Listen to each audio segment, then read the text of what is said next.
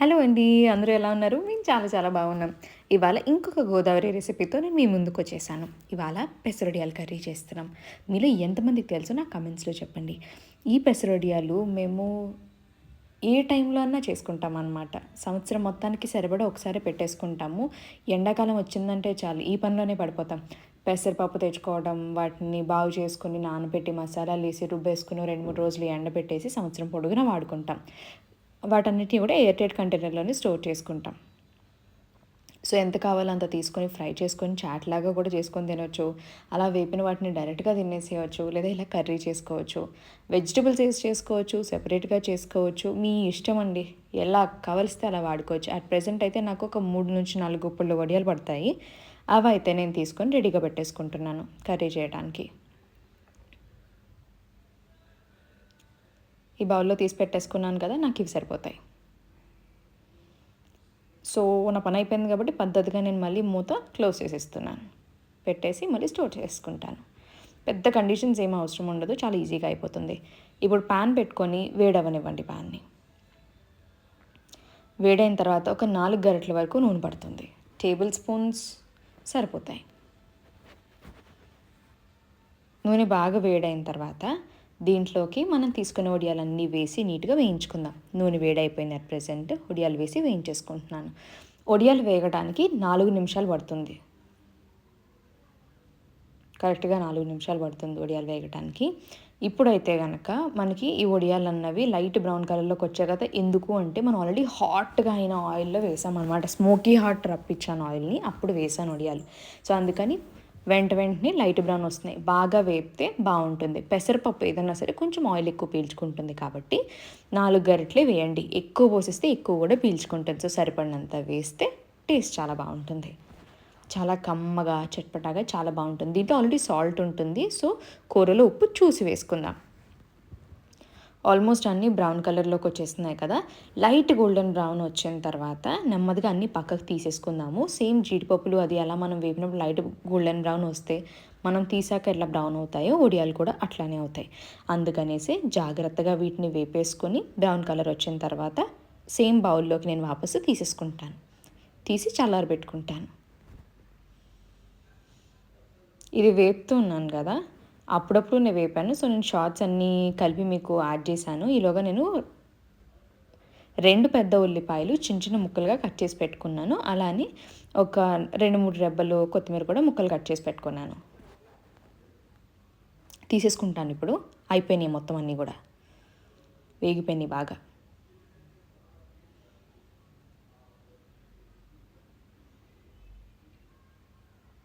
వేపడం అన్నది చాలా important process. ఎందుకంటే మీరు వేపకుండా డైరెక్ట్ వడియాలు వాడేస్తే పేస్ట్ అయిపోతాయి. అంటే పిండి పిండి పచ్చిగా స్మెల్ వస్తదనమాట. అస్సలు బాగోదు కర్రీ. సో, ఇప్పుడు మసాలా ప్రిపేర్ చేసుకుందాం.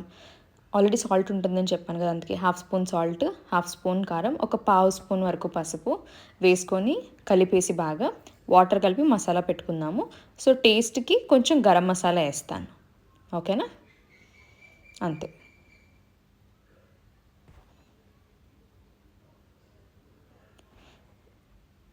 కలిపేసుకున్నాను కాబట్టి దీంట్లో వాటర్ ఏసి మసాలా పేస్ట్ చేసి పెట్టేసుకుంటాను పక్కకి.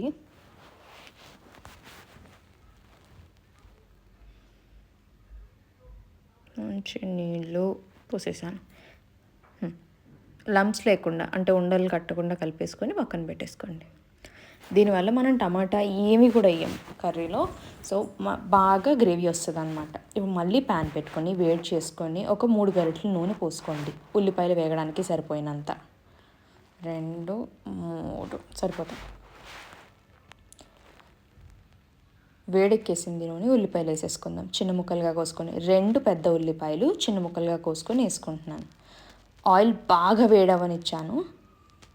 కదపట్లేదు వెంటనే నేను. ఇప్పుడు తిప్పుకుంటాను. బాగా వేగనివ్వండి. ఉల్లిపాయ పచ్చి వాసన పోయి కమ్మగా స్మెల్ రావాలి. అప్పటి వరకు వేపుకుంటాను. వేగిన తర్వాత దీంట్లోకి అల్లం వెల్లుల్లి పేస్ట్ అన్నది వేసుకుంటాం. రెడీగా ఉంటుంది నా దగ్గర. నేను ఎప్పుడు చేసి పెట్టేసుకుంటాను. ఒక డబ్బా ఒక పావు కిలో అల్లం, ఒక పావు కిలో వెల్లుల్లి 2 కలిపి చేసి పెట్టేసుకుంటాను. పావు కిలో వెల్లుల్లని కాదు కానీ అల్లానికి ఎంత పడితే అంత కింద చూసుకొని వేసుకుంటానన్నమాట.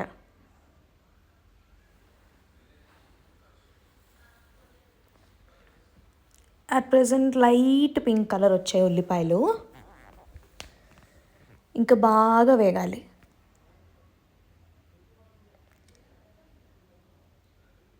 అడుగంటకుండా ఒకసారి మొత్తం అంతా వేపేసి సెట్ చేసేసి పెట్టేసుకున్నాం అనుకోండి, ఒక 3 నిమిషాలు అలా మగ్గనిస్తే హాయిగా పచ్చివాసన అంతా పోయి బాగా వేగిపోతాయి అన్నమాట. ముందు వడియాలు వేపాను కదా, దానివల్ల ఏంటంటే అడుగు అంటుకుంటుందేమో అని నేను కంటిన్యూస్గా కలుపుతున్నాను. నాన్ స్టిక్ ప్యాన్ కదా, స్టీల్ గరిటె ఎందుకు పెట్టాను అని అనుకోకండి. నేను గట్టిగా రాయను దీనికి, నాన్ స్టిక్ ప్యాన్కి. సో జాగ్రత్తగానే వాడతాను కాబట్టి నేను స్పూన్ అన్నది వాడుతున్నాను అనమాట, స్టీల్ది. లేకపోతే మీకు ఇబ్బంది అవుతుంది అనుకుంటే మీరు ఉడన్ది వాడుకోవచ్చు. ఉల్లిపాయ బాగా వేగిపోయింది, నేను పక్కకు వదిలేసాను. సో ఇప్పుడు అల్లం వెల్లుల్లి పేస్ట్ వేసుకుంటున్నాను. దీనికి మీకు హాఫ్ స్పూన్ కంటే కొంచెం ఎక్కువ తీసుకోండి, అంటే ఒక 3/4 స్పూన్ అల్లం వెల్లుల్లి పేస్ట్ వరకు తీసుకోవచ్చు మీరు. మధ్యలో గుంట ఎందుకు చేశానంటే కొంచెం ఆయిల్ వస్తుంది కదా, దానికోసం తీసాను అనమాట. ఫ్రై చేసుకొని మొత్తం ఉల్లిపాయ ముక్కల్లోకి కలిపేసుకుంటున్నాను మొత్తం. ఒకసారి అటు ఇటు కలిపేసి సెట్ అవ్వడానికి వదిలేస్తాను.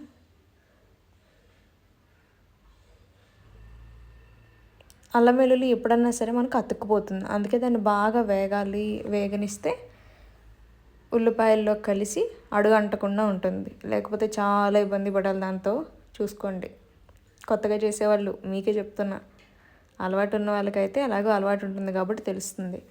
మీకు తెలియకపోతే కనుక అల్లం వెల్లుల్లి పేస్ట్ వేసిన తర్వాత తిప్పుతూనే ఉండండి కాసేపు, లేకపోతే అడుగంటేస్తుంది.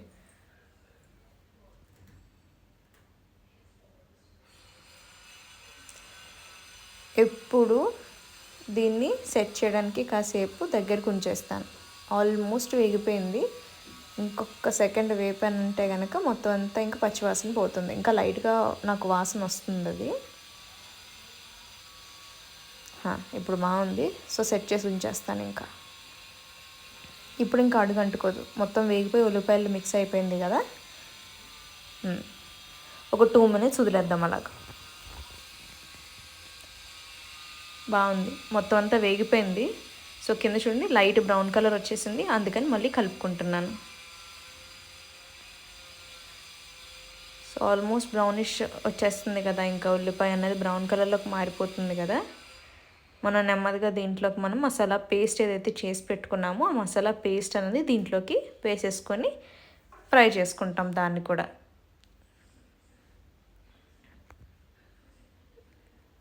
మసాలా పేస్ట్ ఇదిగో ఒకసారి కలిపేసుకొని అడక్కి పైకి దీన్ని ఉల్లిపాయలు ఏదైతే ముక్కలు వేయించుకున్నామో దాంట్లో పోసేస్తున్నాను. ఇప్పుడు వేసేసాం.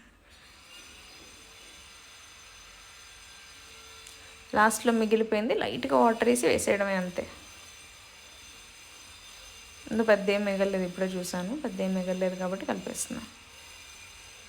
మీకు ఎప్పుడైనా మిగిలితే సజెషన్ అనమాట, లైట్గా ఒక 2 స్పూన్స్ వాటర్ వేసి ఆ లాస్ట్లో కూడా తీసుకొని వేసేయచ్చు అనమాట.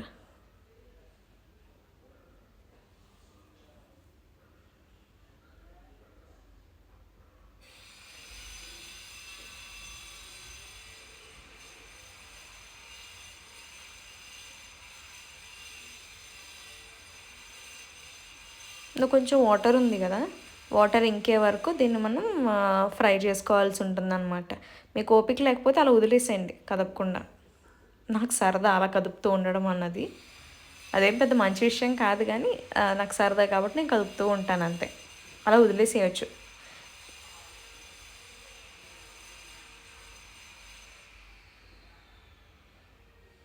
దగ్గరికి అయ్యి నూనె రిలీజ్ అయ్యే వరకు కూడా మనం దీన్ని వేపుకుంటాం. ఇది మీకు చూపిస్తూ చేస్తున్నాను కాబట్టి ఇంత ప్రాసెస్ పడుతుందా, అదే మనం నార్మల్గా బయట చేసుకున్నట్లయితే హార్డ్లీ 10 నిమిషాల్లో కర్రీ రెడీ అయిపోతుంది అనమాట. 10 నిమిషాల్లో కర్రీ రెడీ అయిపోతుంది. మీకు వీడియో కాబట్టి ఎక్కువ టైం ఉన్నట్టు అనిపిస్తుంది కానీ.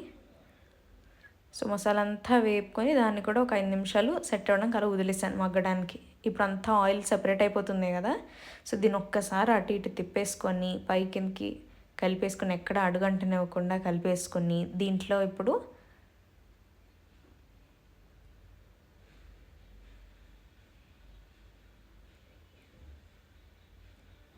వాటర్, వడియాలు అన్నీ వేసుకుంటాం అన్నమాట నెమ్మదిగా.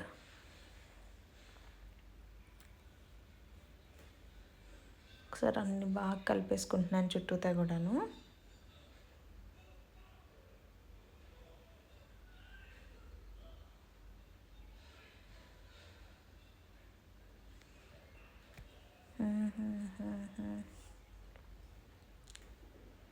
అయిపోవచ్చింది, ఇంకా వేగిపోయింది బాగాను.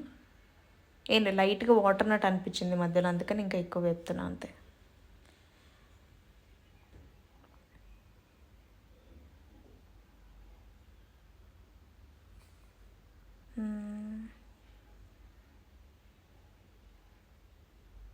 This is good. ఆల్మోస్ట్ అయిపోయింది ఇంకా.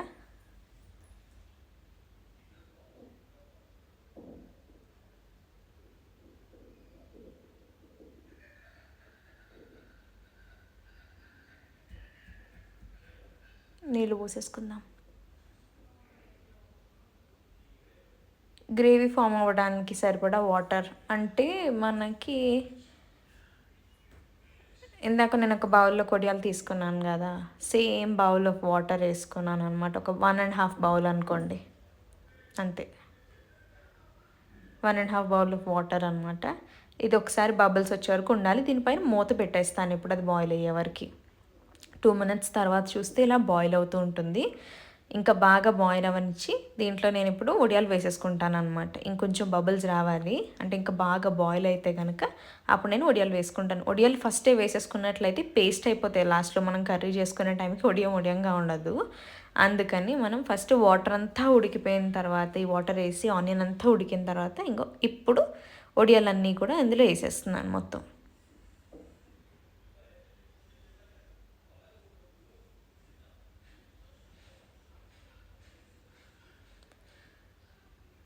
కలిపేసేయండి. మొత్తం వడియాలు వేసేసాను. కలిపేసి బాగా మూత పెట్టి ఒక్క 3 నిమిషాలు మగ్గనిస్తే దగ్గరికి అయిపోతుంది కూర. వడియాలన్నీ వాటర్ అంతా పీల్చేసుకొని బాగా ఉడికిపోతాయి అన్నమాట. వేపిన వడియాలన్నీ కూడా కింద ఎక్కడ అడుగు అంటకుండా నీట్గా కలిపేసుకోండి మొత్తం అంతా. ఎప్పుడు వడియాలు ట్రై చేయని వాళ్ళ కోసం చెప్తున్నాను. వడియాల కూర అప్పుడప్పుడు అడుగంటుతుంది, చూసుకొని కొద్దిగా నీళ్ళు సరిపడా వేసుకోండి. అండ్ మధ్య మధ్యలో మూతలు పెట్టినప్పుడు మెట్టి చేస్తూ ఉన్నట్లయితే కనుక కలుపుతూ చేసుకోండి, ఓకేనా. ఇప్పుడు మూత పెట్టేస్తున్నాను. 5 నిమిషాలు వదిలేస్తాను దీన్ని. ఇప్పుడు మూత తీసేద్దాం. చూసారా కూర అంతా దగ్గరికి అయిపోయింది. త్వరగా అయిపోతుంది మొత్తం కర్రీ అంతా కూడా. చూసారా అసలు వాటర్ చాలా తక్కువగా అనిపిస్తుంది చుట్టూతాను.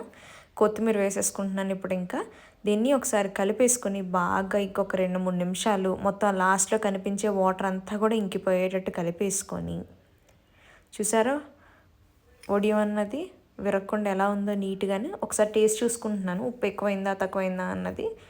వడియాల కూరలో ఎంత జాగ్రత్త చేసినా ఉప్పు ఎక్కువైపోతుంది అనమాట. లైట్గా అన్నంలో కలుపుకుంటే సరిపోద్ది, కూరలో తిన్నప్పుడు మనకి ఎక్కువ అనిపిస్తుంది అనమాట. పర్ఫెక్ట్ ఉంది, సరిపోయింది. ఇంకేమీ అక్కర్లేదు దీంట్లో నాకు ఇప్పుడు. సో జస్ట్ ఆ వాటర్ ఇంకే వరకు వేపేసుకొని ఆపేస్తాను అంతే.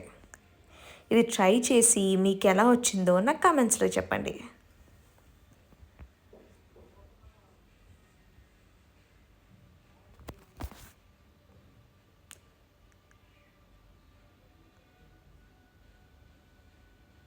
చూపిస్తున్నాను చూడండి, వడియం అనేది బాయిల్ అయిపోయింది, స్మాష్ అయిపోతుంది కదా నీట్గా. సో జస్ట్ ఆ లైట్గా ఉన్న వాటర్ ఇంకిపోతే మన కర్రీ అయిపోయినట్టే ఇంకా. ఆహా కొత్తిమీర స్మెల్ అసలు ఆ గ్రేవీ భలే వస్తుందండి స్మెల్, చాలా బాగుంది. సో కర్రీ టేస్ట్ చేసి నాకు ఎలా వచ్చిందో చెప్పండి. Thank you for watching. Subscribe to my channel.